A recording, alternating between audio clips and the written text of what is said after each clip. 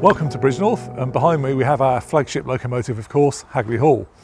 I wanted to take the opportunity really to talk about the challenges facing Heritage Railways, and in particular the SVR at the moment, and our need for some further funds to keep the railway going in these really difficult times.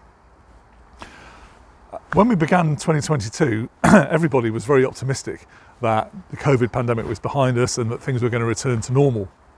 We very quickly realised that actually that was not going to be the case. First of all, we had the Russian invasion of Ukraine, which really badly affected coal supplies and caused the price of coal to increase markedly. And then later on, as the year progressed, we saw inflation rising very sharply, impacting on the cost of living and people's disposable income.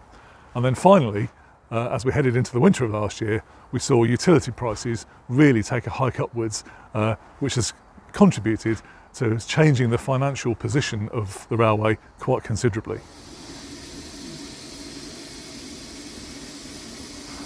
So I think it might be helpful if I put into context some of the cost increases that we've seen and describe how those have really affected the railway. So I'll start with coal, because that was the first issue that we encountered last year. The Russian invasion of Ukraine interrupted coal supplies and has caused the price of coal to increase dramatically.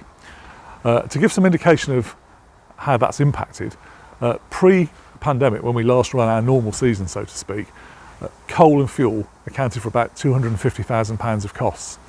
This year, if we were to run the same timetable, that cost would be near £950,000, so a massive increase.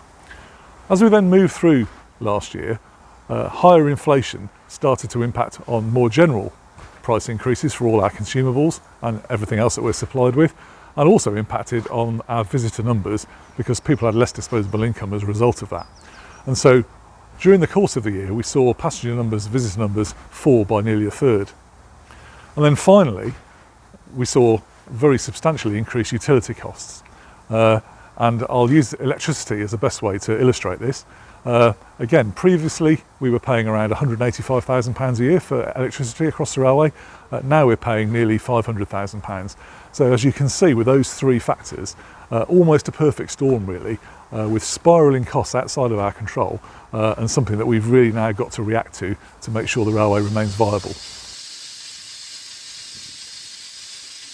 So it's obviously really important that we manage our costs very effectively. And in order to do that, we've done a number of things. Most significantly, we've reduced the number of paid staff that we have in employment, and that has reduced our pay bill by nearly £750,000. But we're also doing everything we possibly can to make the Severn Valley Railway as attractive as possible to our visitors. So all the events that we're famous for, steam galas, 1940s, diesel events and everything else, themed weekends, we're pressing on with this year because it's really, really important that people realise that the Severn Valley Railway is open for business and they can come and enjoy the railway. We've also, though, as part of this, had to look very carefully at the number of days that we operate, because operating costs are significant, as I've said. So we are operating on fewer days this year, and on normal timetable days, we've got slightly fewer trains running than we would have had this time last year. But as I say, that's all been done with an eye on keeping a very close focus on costs. Utilities, we talked about earlier on, we've looked very carefully at our utility use, and we're working with some specialist advisors to make sure that we're actually on the best tariffs possible for our utility use, because we cannot afford to just roll contracts over and just keep them on the same cost base. The other initiative, of course, that we can take to keep the railway as viable as possible is to look very closely at external contract work, both here at Bridgnorth in terms of steam loco engineering contracts, but also more widely across the railway, and indeed working with our industry partners on the mainline network and other organisations to make sure we diversify the business as far as we possibly can to try and keep it stable.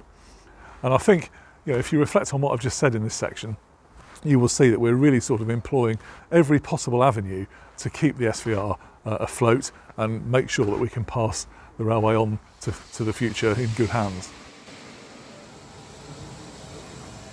Now there's another area that we need to look at to make sure that the SVR is fit for survival for the future, and that is the way the company is structured, or the way the railway is structured. We have three component parts to the Severn Valley Railway at the moment. All of these have their origins way back in the 1970s and even the 1960s. And it's important now that we look at these structures and bring them into the 21st century and have a structure that is fit for the future. And what I mean by this is really to make sure that we're in a position to take advantage of various funding streams that we're currently not eligible for. And those are things like gift aid on ticket sales and some of the tax incentives that just cannot be applied to a company of our structure.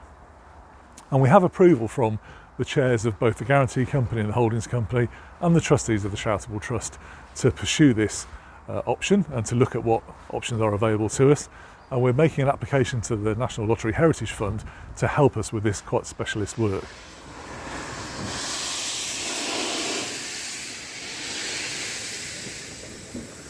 So any company restructuring of the nature that I described is going to take a little while to achieve. And so whilst that's going on in the background, we have to grapple with our biggest challenge, and that is our vastly depleted cash reserves.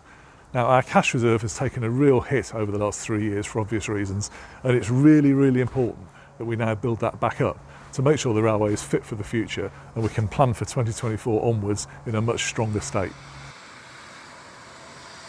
So this is where you come in. The three boards of the railway have come together now to launch a £1.5 million appeal to raise the cash necessary to ensure the railway survives and thrives for the future. We all know and love the SVR. It has an unparalleled collection of locomotives, coaches, artefacts, stations and infrastructure, and it has survived many difficulties over its long history. But now we want to really, really make sure that it passes on to future generations in a secure and strong way.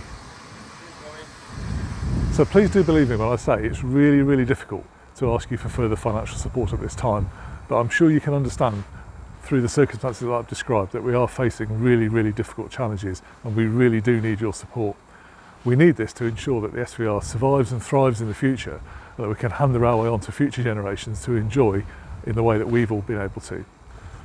So please do come and visit us this year. The SVR is definitely open. We'd love to see you, and we're putting on some really, really great events which I'm sure in unique SVR style you'll be able to come and enjoy. But looking back to the legacy of the founders of the railway, it's really, really important from my perspective, and I'm sure all our supporters would agree, that we keep the railway alive, we pass it on to future generations, and we really, really need your help to do that.